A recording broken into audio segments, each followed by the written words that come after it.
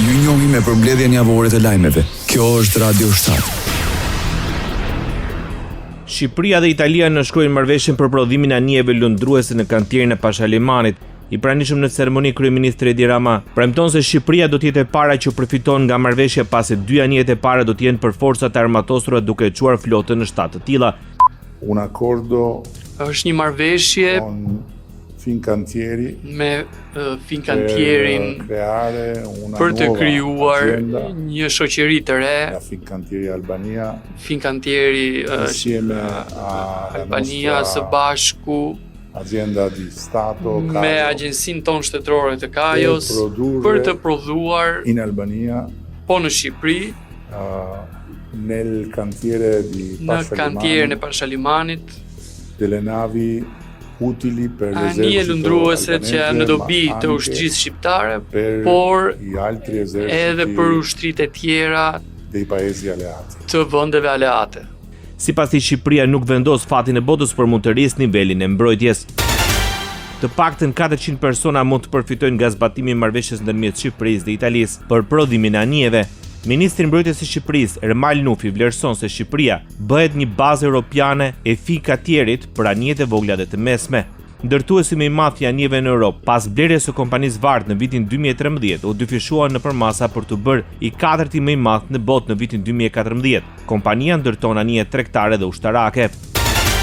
Shqipëria vijon bisedimet me Greqinë për çështjen e sigurimeve shoqërore. Ministri i Financave Petrit Male është shprehur besim plot në arritjen e një marrëveshje.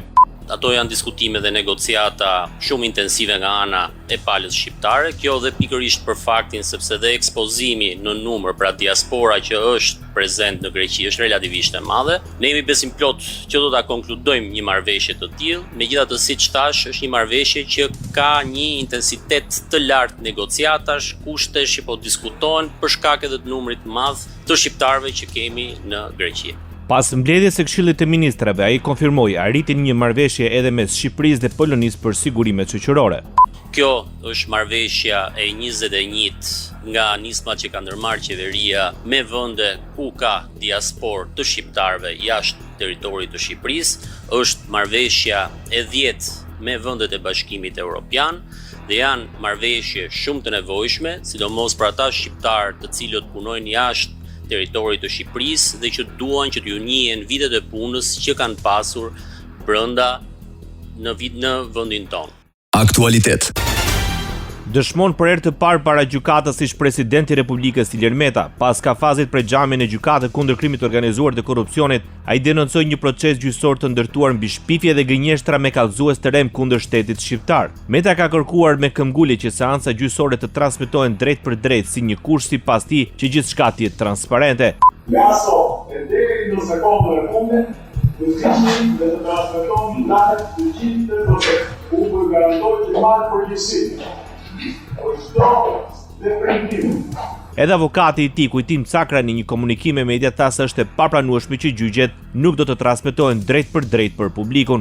Nuk e kuptoj dot gjykatën, merr një vendim antikushtetues është dhe thotë që ne nuk do ta shfaqim publikisht këtë proces gjyqësor. Kur i pandeuri vet shfaq dëshirën, shfaq të gjithë çfarë ai dëshiron dhe ti mos ja plotësosh, nuk e di vetëm gjykata a mundet. Ju do t'ja bëni këtë pyetje gjykatës, do t'ja bëni KLG-s, do t'ja bëni ministrit të drejtësisë dhe do t'ja bëni të gjithë ndërkombëtarëve.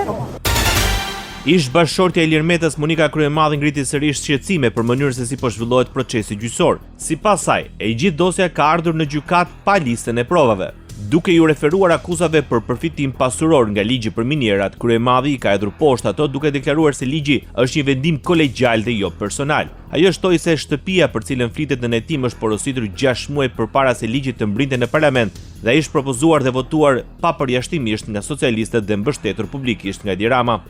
Personat propozues dhe administrues të këtij projekt ligji ka qenë qeveria shqiptare me Ministrinë e Industrisë dhe kaluar në gjithë ankën parlamentare. Ndërkohë që nga ana tjetër koherenca e pretendimeve që ngren akuza, pra akuzën e ngren me 3 mesazhe. A ka një kontratë premtimi që biznesi i ka ofruar Monika Kryemadhi që ti më voto ligjin dhe unë do t'jap një vir, të gjitha këto pra janë thjesht ngarkimi i një ngarkim emocional ose për të ndërtuar një qasje emocionale të opinionit publik. Deputeti dhe sekretari i përgjithshëm i Partisë së Lirisë, Tedi Blushi, në prag të fillimit të seancës përgjigjen ndaj ish-presidentit të Republikës Ilir Meta, kërkoi transmetimin e plotë të seancës gjyqësore ndaj tij. Para gjykatës së krimit të organizuar të korrupsionit, Blushi deklaroi se nuk ekziston asnjë bazë ligjore që pengon realizimin e kësaj kërkese të Metës. Transparenca dhe llogaridhënia është një detyrim për çdo institucion publik dhe për çdo funksionar publik. Nuk po bëjmë asgjë më shumë se sa po kërkojmë të garantohet një standard që vendi ynë e ka garantuar 30 vite më parë kur transmetoheshin live të famshmet gjyqe për kapel. Pra gjyqet referuar ish Llokneve, kur është transmetuar live seanca e gjykimit e Nexhmie Hoxhës, nuk ka asnjë arsye. Ishte Tedi Blushi nga Partia e Lirisë. Kreu i SPAK Lodian Brau është i mendimit se korrupsioni vijon të mbetet fenomen shqetësues në administratën shtetërore. Gjatë raportimeve mbi punën për vitin 2025, Brau vlerësoi se hetimi financiar ka zbuluar skema komplekse të pastrimit parave, ndërsa në hetim kanë përfunduar funksionar, prokuror, gjyqtar dhe punonjës. Të dhënat e vitit 2025 tregojnë se korrupsioni në institucionet publike dhe sistemin e drejtësisë mbetet një fenomen shqetësues, i cili përfshin funksionar vendor dhe administrativ, por edhe prokuror, gjyqtar, punonjës policie e të tjerë. Në këtë drejtim, SPAK ka shënuar një rritje për rreth 18% të çështjeve të reja për korrupsion nga 186 në 220 dhe rreth 12% nga 189 në 156 të çështjeve të përfunduara krahasuar një vit më parë. Ndërsa janë sekuestruar rreth 45.4 milion euro pasuri. Për sa i përket hetimit financiar dhe pasuror, sektori i hetimit financiar ka shtruar funksionin e 12 hetues, ndërsa vijojnë procedurat e rekutimit edhe për 4 të tjerë, procedurë e cila është në fazën e procesit të vetingut të punojësve që janë hetuesve që janë kualifikuar. Një rritje që duhet mizuar është dhe rritja e efikasitetit të këtij sektori, i cili tashmë operon me një rrjet të zgjeruar aksesi në 22 databaza shtetërore dhe private. Kjo ka mundësuar që të hartohen profile financiare të personave në hetim, duke zbuluar skema komplekse të pastrimit parave, të përdorimit nga persona të tretë të parave që përbëjnë produkteve penale, transferit e dyshim të jashtëtit. Thirrjet e kreut të prokurisë speciale janë që të rishikohet kufiri prej 50.000 lekësh për hetim nga SPAK. Kjo sipas tij do të ndikojë në uljen e fluksit të punës nga prokuroria speciale. Klevis Qose është drejtori i ri i Agjencisë së Mbikëqyrjes Policore. Paraqitja është bërë nga Ministri i Punëve të Brendshme Besar Lamallari. Ai deklaroi se drejtuesi i ri i agjencisë duhet të çojë më tej punën për rritjen e transparencës, forcimin e kontrollit të brendshëm dhe garantimin e standardeve më të larta profesionale në Policinë e Shtetit. Sipas Lamallarit, angazhimi ynë për vetpastrimin e Policisë së Shtetit është i panegociueshëm.